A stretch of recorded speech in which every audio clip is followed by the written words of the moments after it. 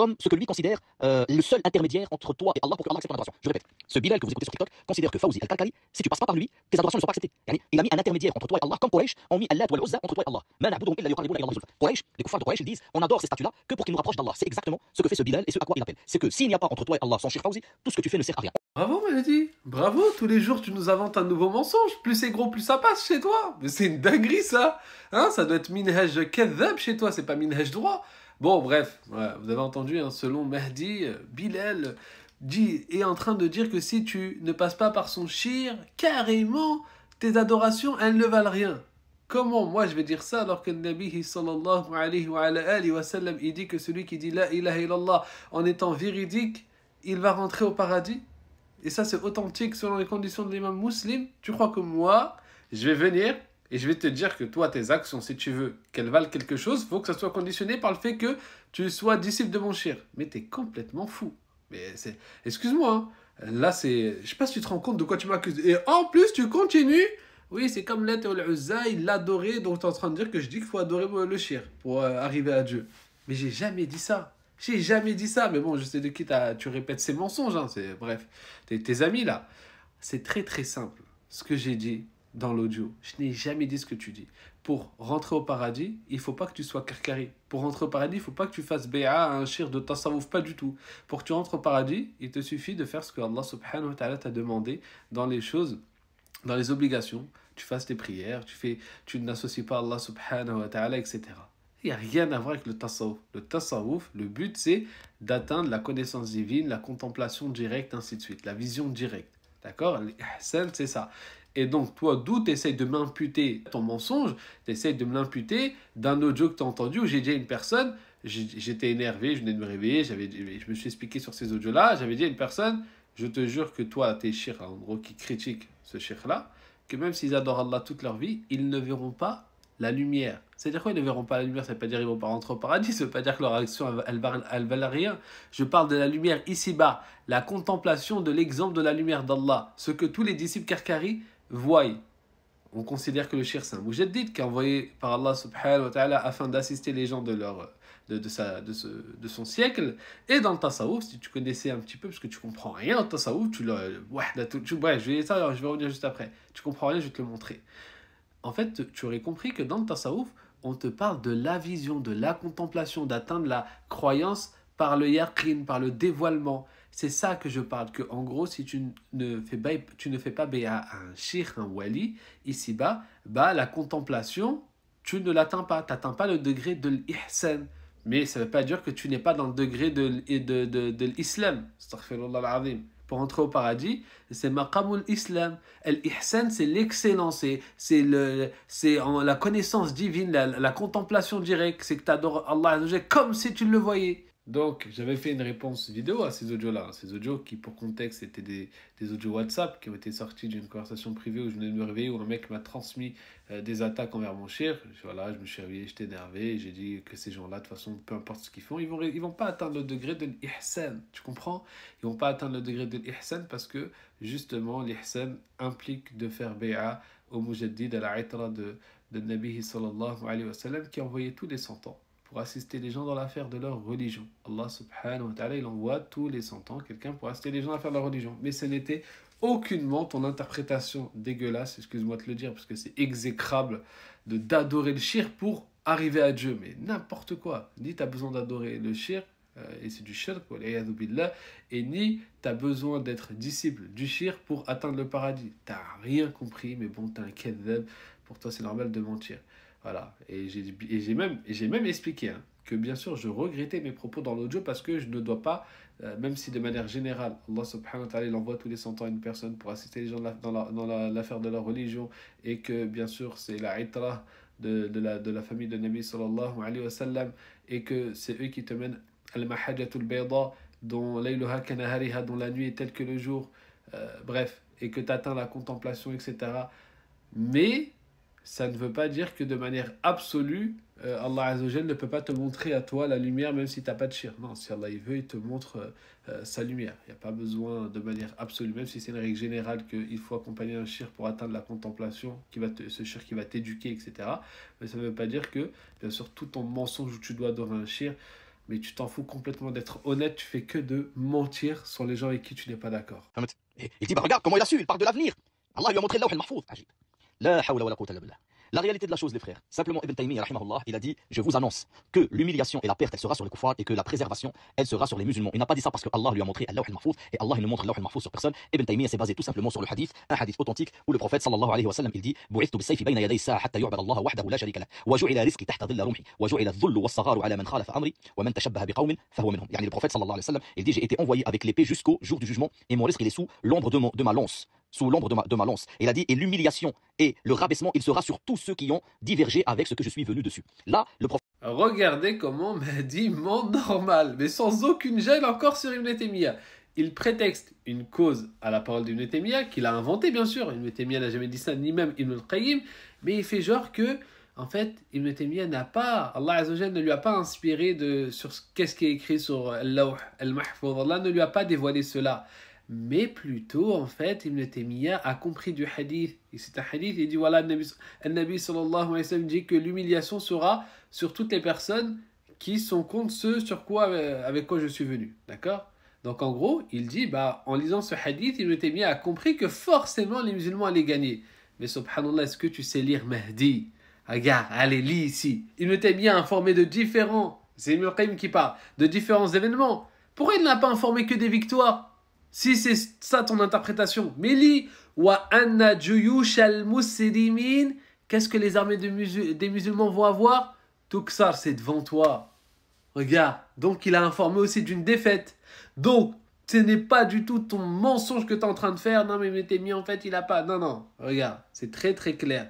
Regarde, Ibn Taymiyyah a informé d'une défaite et il l'a informé d'une victoire. Non, mais en fait, Ibn Taymiyyah, il n'a pas de truc, c'est juste qu'il a entendu que le prophète, sallallahu alayhi wa sallam, t'as pas honte de mentir comme ça. Bref, regardez bien, la parole, elle est ici. Ibn Taymiyyah, quand des gens lui disent de dire, dis Inch'Allah. Dis Inch'Allah. Ils ont insisté. Pourquoi? Parce qu'Ibn Taymiyyah a informé que il a juré par Allah, regardez bien, plus de 70 fois, qu'ils allaient gagner, que le Nasr, là, il allait venir pour les musulmans, à ce moment-là. Les gens lui ont dit quand même, dis Inch'Allah, dis si Allah le veut. Il a dit, quand ils ont insisté, il a dit, je le dis. Pourquoi? Pour confirmer. C'est pas si Allah le veut en mode, on verra ce qu'Allah va décider. Non, je vous le dis, c'est confirmé. Et il a dit, arrêtez, n'insistez pas. Allah l'a écrit sur al-Lawh al-Mahfouz. Regardez. Bref. Et le pire, c'est que par la suite, Mahdi s'enfonce. Il lit des paroles de Ibn Taymiyyah qu'il ne comprend pas. Quand Ibn Taymiyyah parle de celui qui prétend connaître le ghaib, c'est le ghaib dans le sens qu'Allah subhanahu wa ta'ala nous le définit. Quand Allah azza wa jalla dit nul ne connaît le ghaib si ce n'est Allah subhanahu wa ta'ala, c'est quoi ici? C'est le ghaib de manière absolue. Pourquoi? Pour toi, tout ce que tu ne vois pas, c'est du ghaib, c'est de l'invisible. Celui qui est mort, il voit des choses que tu ne vois pas. Est-ce que il est avec Allah azza wa jalla dans la connaissance du ghaib quand Allah dit il n'y a que lui qui connaît le ghaib? Ou alors il ne connaît que certaines choses du ghaib et ce que Allah Azza wa Jal veut dire par seul lui connaît le ghaib, c'est le ghaib de manière mutlaq. Oui, c'est cela. Donc Ibn Taymiyyah dit que celui qui prétend connaître le ghaib, il parle du ghaib mutlaq, non pas du ghaib juz'i, partiel.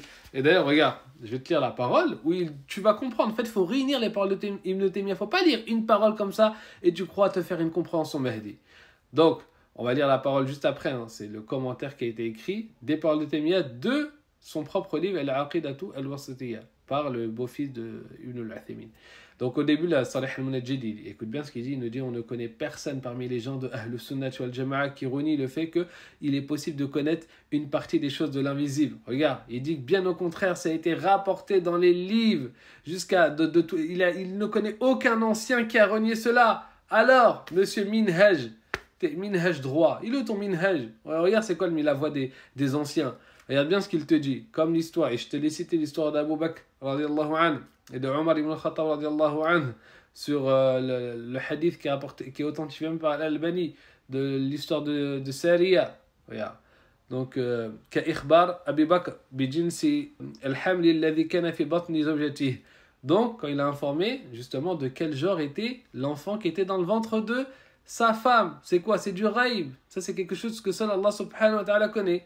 Mais bien sûr, Ibn Taymiyyah sait qu'Allah Azza wa Jal peut inspirer, peut révéler. Regarde, on va le lire ensemble. Parmi les fondements des gens de la sunna et du groupe, وَمِنْ أُصُولِ أَهْلِ السُّنَّةِ وَالْجَمَاعَةِ التصديق, donc le fait de rendre véridique les karamat des awliya. Donc, Ibn Taymiyyah nous parle des différents types, et là, il va nous parler du type de l'ordre du dévoilement. Regarde bien ce qu'il dit. Fataratan. Donc, parfois, qu'est-ce qu'il peut arriver? Il entend, le serviteur, ce que les autres n'entendent pas. Et parfois, il voit ce que les autres ne voient pas. Écoute bien. Yaqadatan wa manaman. En étant éveillé ou en étant endormi. C'est-à-dire endormi à travers un rêve ou en étant éveillé à travers une vision. Et attention, Mahdi, là, ça va être dur pour toi. Et il peut connaître parfois ce qu'un autre ne connaît pas. Comment? Par révélation et inspiration. T'as entendu? Par révélation et inspiration. Et là, c'est incroyable. Juste après, Mahdi met un audio du shir et me traite d'imbécile. Moi, ah, imbécile, imbécile. Le shir, il dit dans l'audio, biqudara, par la capacité. Mahdi entend par le destin. Le destin. Mais c'est incroyable. Tu t'entends même pas ce que tu dis. Alors que quand je suis monté en live, je lui dis, frère, parce qu'il a fait le takfir du shir. Je lui dis, pourquoi tu fais son takfir? Il dit, oui, il a la croyance de Wahdatul Wujud, etc. Je lui dis, frère, tu vois ce que tu es en train de dire là? Wahdatul Wujud, que oui, nous, Dieu, on n'est qu'une même personne, etc. Ainsi de suite. Ça, le shir, c'est du kufr pour lui. C'est du kufr. D'accord? Et je lui ai même dit, l'ittihad et l'hulul pour le shir, c'est du kufr. Tout ce que il lui accuse, le shir lui dit que c'est du kufr. Je lui dis, t'as rien compris à sa parole sûrement. Bah, il nous a mis sa parole. Bah, Mahdi, tu n'as rien compris. T'as rien compris. Le shir, déjà, il fait référence au début à ce que tu cites au hadith du wali, je suis la main par laquelle il prend, ainsi de suite. Quand tu atteins ce degré-là, ça ne veut pas dire que... Il t'entend pas ce que le shir il dit que tu dois réaliser que tu n'as pas d'existence. Si c'est le wahdatul wujud comme tu le conçois, que nous et Dieu on est un, pourquoi il y a encore une deuxième personne? C'est que tu n'as rien compris, mon gars.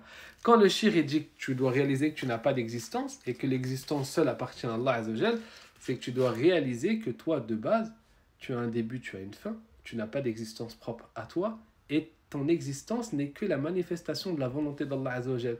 Donc toi, en soi, tu n'es quoi? Quand Allah Azzawajal, par sa capacité, il a manifesté la création elle-même, c'est une manifestation de quoi? De la grandeur d'Allah, de la capacité d'Allah, de la beauté d'Allah subhanahu wa ta'ala. Parce que tout ce que Allah il a créé, ce n'est que sa volonté. Donc ça reflète les attributs d'Allah Azzawajal, la création. Allah Azzawajal, c'est le Musawwir, celui qui façonne. Toute la création, elle est façonnée. Allah Azzawajal, si tu regardes, bref, tout ce que Allah il a créé, bien sûr, vu que ça émane de la volonté d'Allah Azzawajal, ça témoigne de l'unicité d'Allah. Et toi, comment tu te vois, je suis, etc. C'est ça qu'ils disent les gens du tahqiq, c'est une forme de shirk. Tu te vois, tu te considères. Alors qu'en réalité, tu devrais voir à travers toi que la grandeur d'Allah, la beauté d'Allah, comment Allah il a créé, comment Allah il a... C'est ça, et que toi, tu n'es rien, tu n'es qu'une illusion dès lors que tu as un début et une fin. Quand il te dit tu prends le miroir, si tu te vois, c'est-à-dire si tu te considères encore je suis, si tu ne vois pas la grandeur d'Allah, la beauté d'Allah à travers toi, c'est que dans ton cœur, tu as encore du shirk. Auprès des gens du tahqiq, donc du shirk khafi. Mahdi, tu nous parles de tawhid et tu comprends rien. Puis, dans la suite de la vidéo, Mahdi parle du vêtement rapiécé. Vêtement rapiécé, j'ai fait plein de vidéos dessus. Je vous invite à aller regarder carrément cette vidéo-là. Là. Je sais qu'elle est un peu longue, mais au moins, je réponds globalement à tout ce que vous avez entendu sur la tariqa, al-kalkaliya, tous les mensonges, etc. Mahdi continue à mentir jusqu'à la fin de sa vidéo. Mais Mahdi, voilà, comme je l'ai montré au début, au milieu, il fait que de mentir. Vous savez, Mahdi, il a dit quoi aux gens dans un de ses cours? Il a dit le shir de la Karkaria s'est fait enfermer en prison, a été condamné, etc.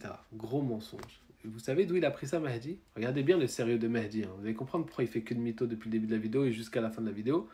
Il a pris ça d'un compte fake news infos de TikTok. Mahdi, à ton grand âge. On va t'excuser, on va se dire que peut-être tu sais pas trop gérer les réseaux sociaux. Hein, mais il était content. Oui, oh, enfin Mohamed Fazil Karkari, il était enfermé. Eh ben non, Mahdi, tu vois, Mohamed Fazil, il est à Sazawiya, à Nador, tu vois, il n'y a aucune condamnation, aucun emprisonnement. Alhamdoulilah. Et bien sûr, je répète parce que c'est extrêmement grave, hein, mais tout ce qui m'a amputé là, oui, si tu n'as pas foi en Sidi Mohamed Fazil Karkari, bah tu iras en enfer, tu n'iras pas au paradis ou je sais pas quoi, bien sûr, c'est très grave, je n'ai jamais dit ça de ma vie. Il n'avait rien compris, mais je lui ai expliqué. Oui, regardez, il dit que si tu déclares la guerre à leur shir, Tu sais, comme si tu déclarais la guerre à Allah et son messager. Oui, c'est le hadith, hein. Celui qui déclare la guerre à un wali, tu déclares la guerre à Allah. Vu que moi je le considère comme un wali, c'est normal que je considère que si tu offenses le shir, la tariqa de manière générale, tu commences une guerre avec Allah subhanahu wa ta'ala. Et la guerre envers le wali, hein, c'est connu chez Ahlullah. Ce qu'ils disent, c'est bien sûr sous al-khatima, c'est la mauvaise fin, qu'Allah Azza wa Jalla nous en préserve.